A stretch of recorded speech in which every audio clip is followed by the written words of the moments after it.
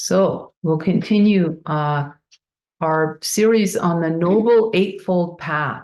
And we're in the midst of, oh yeah, thank you so much.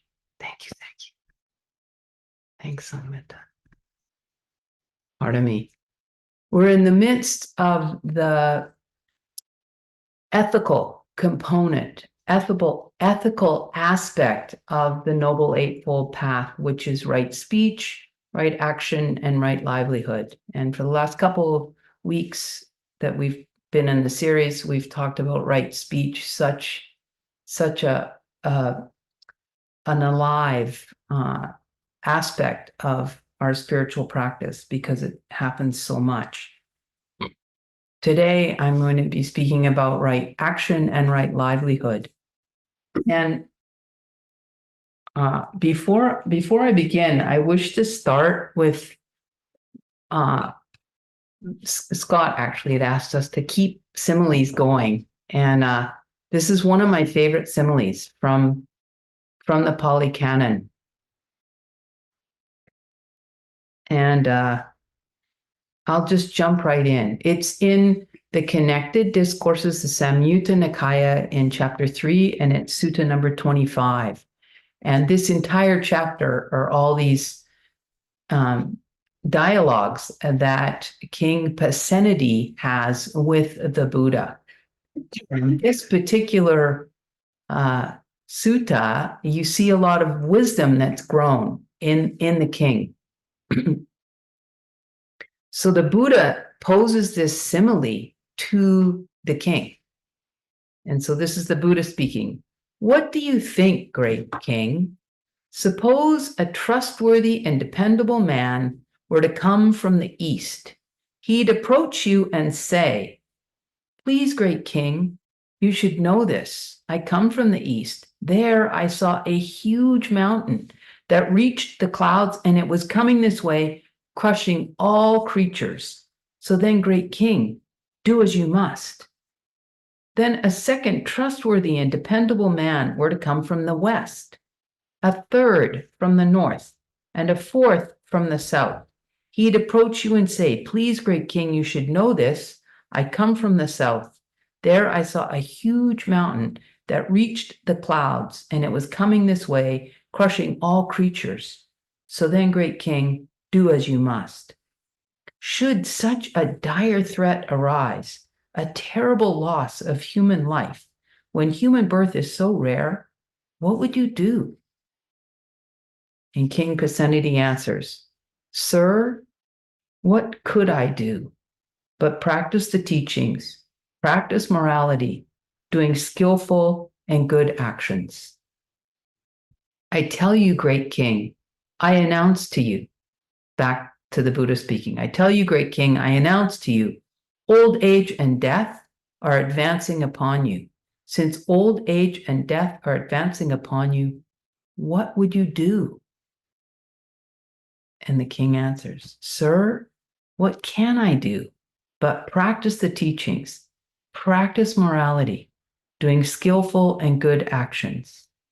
And then the king goes on to talk about things that we normally turn to: power, prestige, wealth. And he says all of those have no help, no place. They're not useful in the midst of old age and death. We're all family. We're all brothers and sisters in this one aspect of life: old age and death.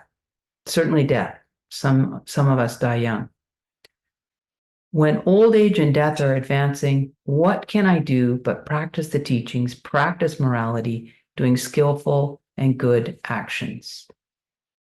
And I really, really wanted to read this simile because it speaks to me a great deal in the world that we live in. I mean, the world has always been very unreliable, undependable, and problematic. And sometimes we can think that things are crescendoing. Maybe they are with climate change and some of the political movements that are occurring. the wars that are erupting. But I mean, last century, our parents and grandparents lived through 2 world wars and a terrible, terrible plague. So yes, things are dire, and things have always been dire. And what should we do? What can we do? Practice the teachings, practice morality, doing what's skillful and right. This is a very wise and very useful response to what can feel. It's a powerful simile. Sometimes it can feel like, bad news, like difficulty, challenge, loss is crushing in on us from all sides. What can we do? There is something we can do. We can practice the teachings. We can practice morality. We can do what's skillful. And we really, really can. And it begins to be very self-reinforcing, very, very, very, you start to feel some clarity, and you start to feel some uplift for the heart in your own life. So today, right action and right livelihood. I'm hoping that I can sort of talk about the what is that? And then the why. Why? Why is that? Why is it that? And why do that? So the what. Last couple of times we've talked about right speech, and we were explaining that it's fourfold. The Noble Eightfold Path is the outline, and each has a drop-down menu. And the drop-down menu for right speech is fourfold. And I'm hoping people will, there's so many lists, but this one I think is important because we're talking all the time. And I think it's easy to remember because I figured out a way to do it alphabetically, F, G, H, I. So can anyone remember? Starting with false. This is right speech is to avoid false speech. Avoid G for gossip, H for harsh, and I for that's the word. idle. Idle. Idle chatter. Yeah. Idle chatter. False gossip, harsh speech, idle speech. That's the drop-down menu for right speech. The drop-down menu for right action, and sorry, I'll quickly say the point I made when I did talk about right speech. Only one of those corresponds to one of the 5 precepts that the Buddha gives, and that's the first one: false speech. The others are just they're not as heavy an ethical weight, and they're not in the precept.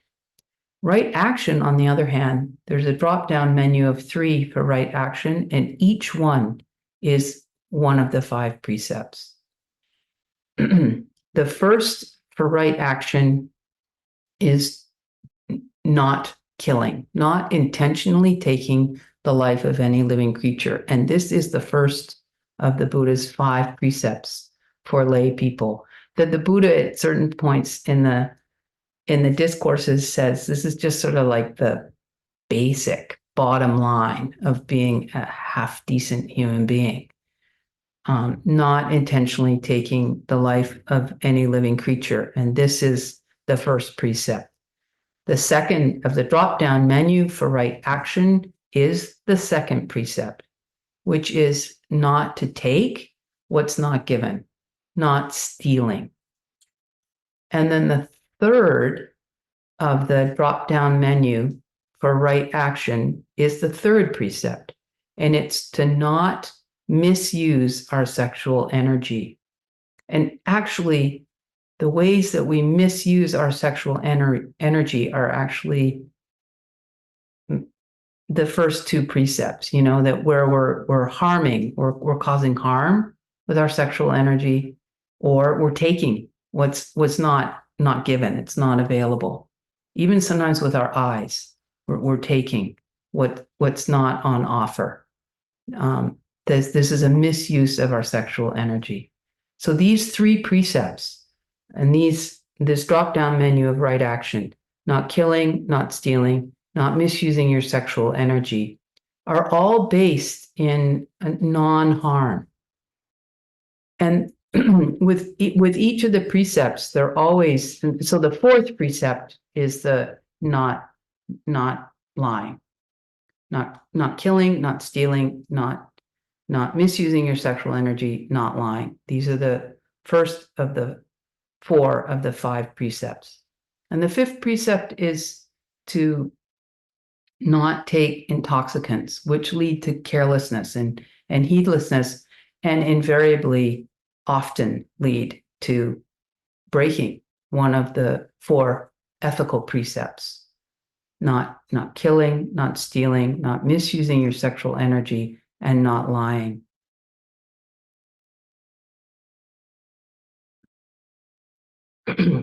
So those are all in sort of in the negative, what not to do. And in terms of right action, it's twofold. There is this component of things to avoid, things to not do, but then the Buddha always is fleshing it out and making it bigger, whatever that word is. So the Pali word for this avoidance is varita. And then the flip side is things to be cultivating, which help with the avoidance and also make everything that much more beautiful and positive. And that's charita. So for the first precept, yes, not intentionally taking the life of any living creature. And the cultivation side is to cultivate compassion and a desire for the welfare of all living creatures. It's very, very beautiful. And the not taking what's not on offer, what's not given, first is just honesty. Like, I'm not going to steal, I'm not going to take stuff. And the second is contentment. This is what, when we're content with what we have, there isn't even this temptation to be, making a shortcut and just taking this stuff that's not, it's not mine. It's not mine to take without at least asking. And then the third precept, not misusing your sexual energy. Of course, the cultivation is this fidelity and loyalty, faithfulness, and also contentment. With right livelihood, there's not so much said by the Buddha about right livelihood. In fact, we even, when we do this chant each week, right, it's like to not do wrong livelihood. My mom was an English teacher, and she always told me, you're not allowed to define words using the same word. Anyway. So a couple of sutta references. One is the numerical discourses in the Book of Fives, and because there are five careers, 5 jobs that the Buddha explicitly says are not right livelihood. Again, it's this whole overarching theme of non-harm. And so the 5 that he identifies in the Anguttara Nikaya, in the Book of Fives, Sutta 177, is to not be involved in the trading or anything involved with live human beings, sex trade, slave trade, anything like that, right? And then not to be involved in any kind of job that's got to do with weapons, making weapons, selling weapons, transporting weapons. Meat production is the third, butchery, and then the fourth is to be involved in some kind of occupation where you're making poisons, and the 5th is not to be involved in any kind of career to do with the production, sale, of intoxicants. So it's weapons, live human beings, meat, poisons, and intoxicants. Then there's another reference in the middle length discourses in Sutta 117, where the Buddha is just talking about not acquiring our wealth, our living through some kind of fraud, some kind of dishonest. I mean, it's obvious. Dishonest means.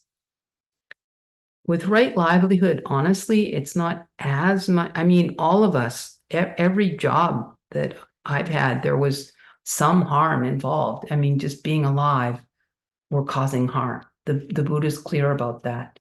I mean, one of the very first reflections that anyone is given when they take on the Buddha's robes, the Buddha has this one thing, and he wants you to contemplate it over and over and over, and that is that all life, is sustained by nutriment. And as you contemplate that, you realize, I'm taking the resources of the earth. You notice that when you go camping, there's always this imprint. There is harm. There's harm just by being alive. I have to eat. So this idea of non-harm, it's a continuum, right? And we want to be moving as far along the continuum to the edge of non-harm as possible, but it's an ideal. It's not possible. So all of us in our workplace, there is some harm. There just is. There's the use of resources, and sometimes there's lots of waste. And sometimes we're having to travel a lot.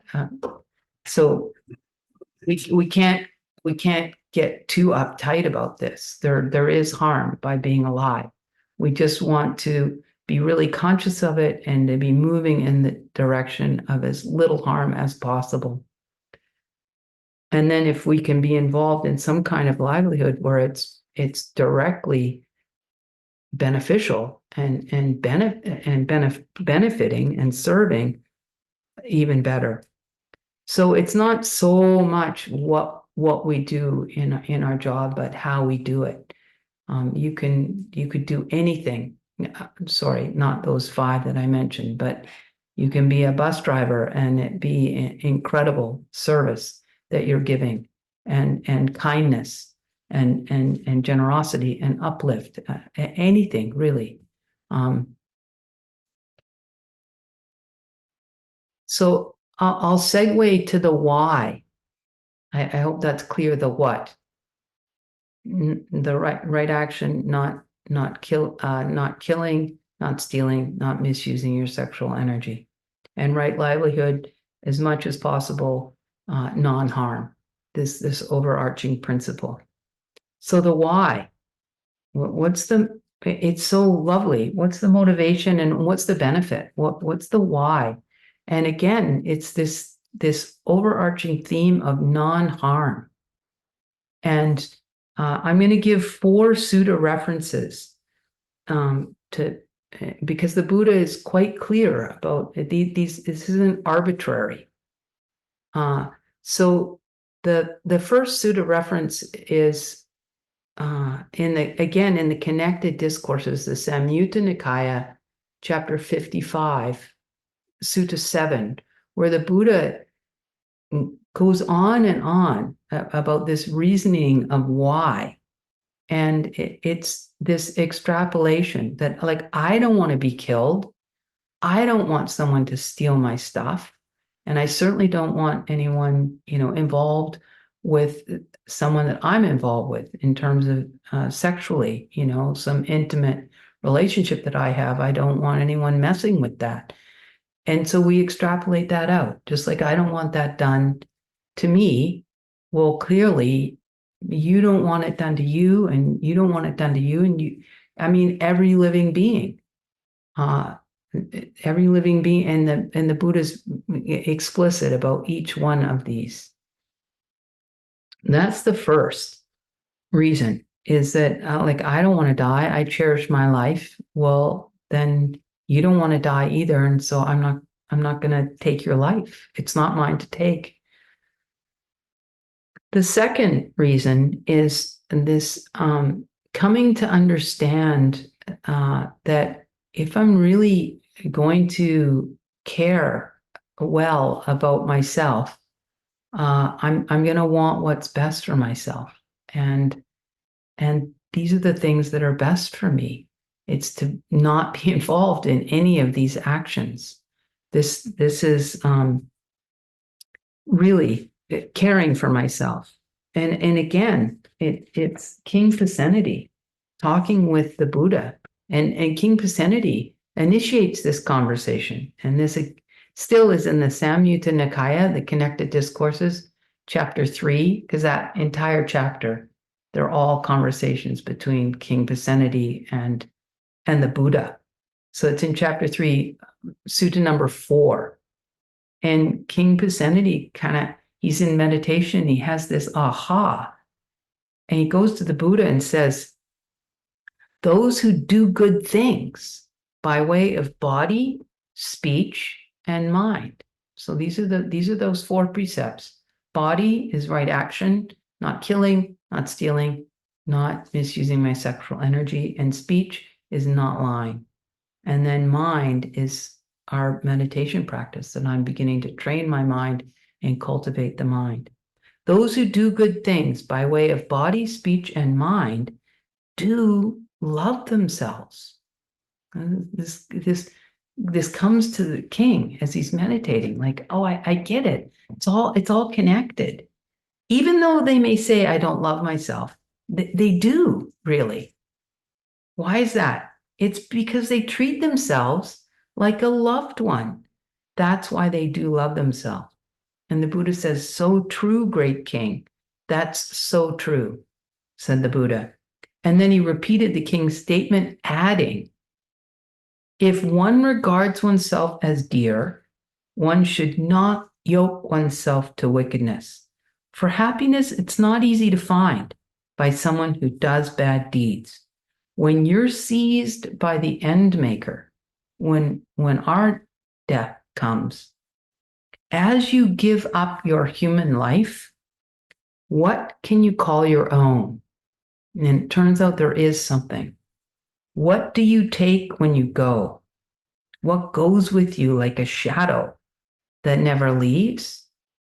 Both the good and the bad that a mortal does in this life is what they can call their own.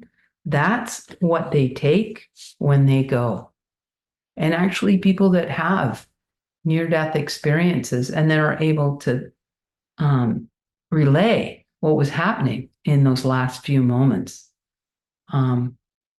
often their life goes before them, and they do see what they did that had a moral impact, the good and the bad. This is what we can call our own. And right action is pointing us to doing as much good with this mortal human life that we have as possible. Wanting what's best for ourselves. It's very beautiful, and it's not a wall of restriction. It's not. It's a wall of protection. And as you begin to live by these principles and really take them up, you'll experience that. There just sort of becomes this.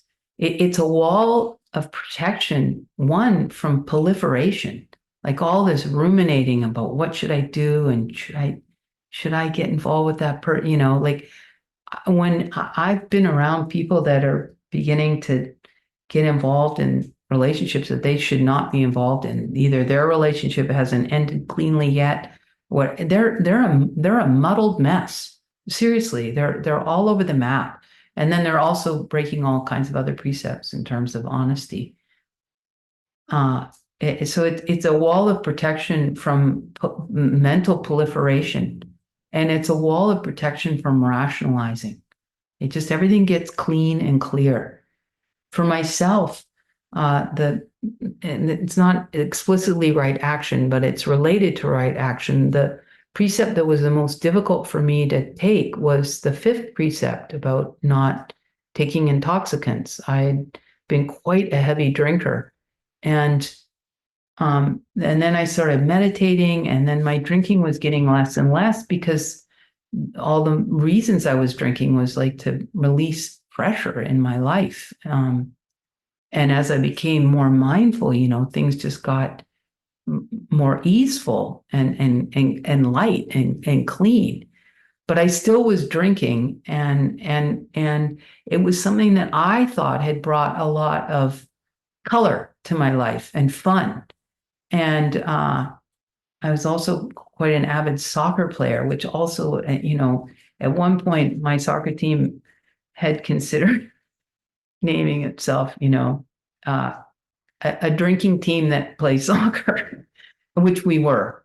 We were a drinking team that played soccer. And so anyway, I got to this place where I hadn't taken the precept yet. I was too nervous. I couldn't envision a life without drinking. And so just all this mental energy. Oh, when's the next time I'm going to drink? And should I drink after that practice? Should I drink after that game? Maybe I'll take some non-alcohol. It was unbelievable. And sometimes I'd like be really looking forward to when I was going to drink. It was, and then finally I took the 5 precepts. Of course, I couldn't okay, I'm going to take the 5 precepts and live that way. It was because of the drinking. I was like, okay, I'll take them for this. I can imagine not drinking for this little period of time.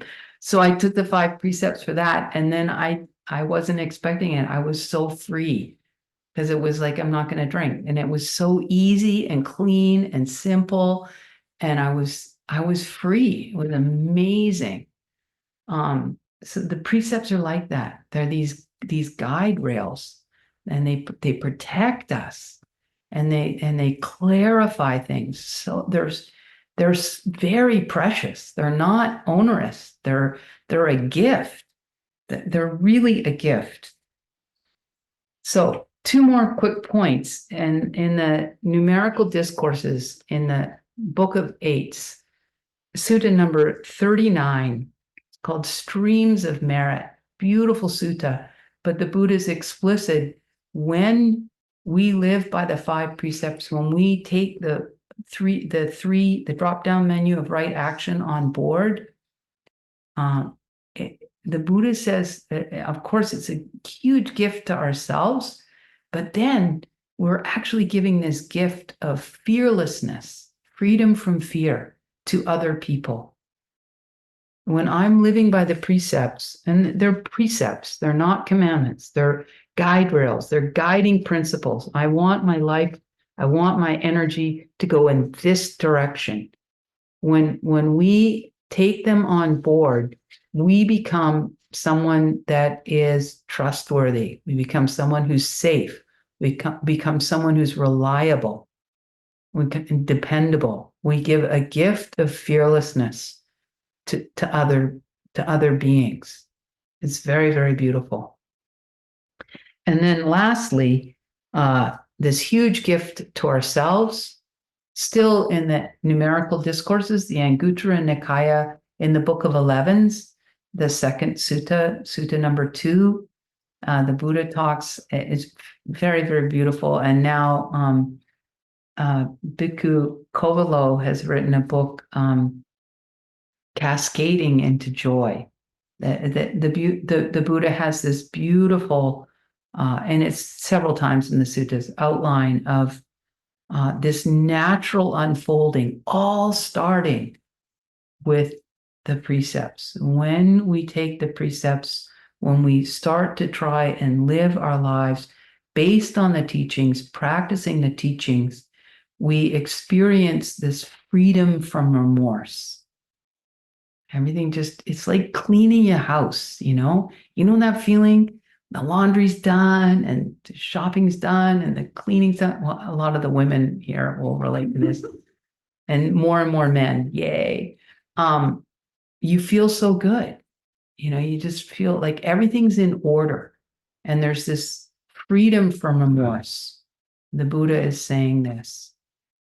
And then, subtly, as you practice these precepts and you start to orient your life this way, it gets more and more refined. Everything in the Buddhist practice goes this way, from coarse to more subtle, from sort of rough to more and more refined.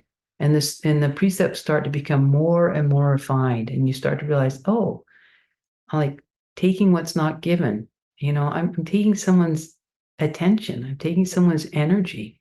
It starts to become refined, and like not killing, not harming. Are my thoughts, are they killing my own goodness?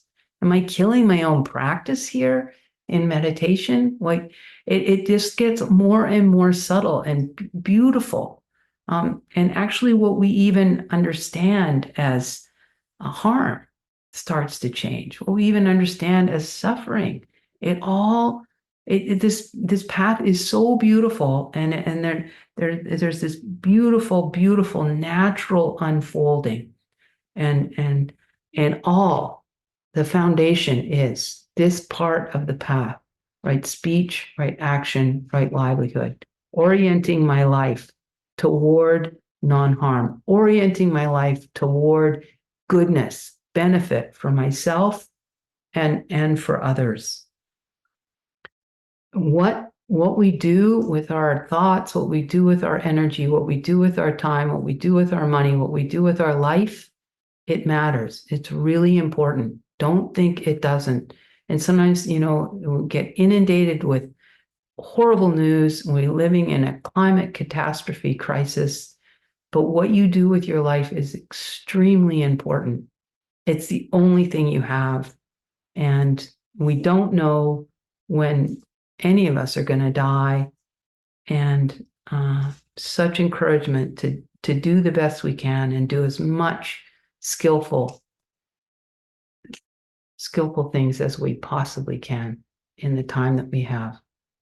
So I'll end there, and certainly invite any comments or questions.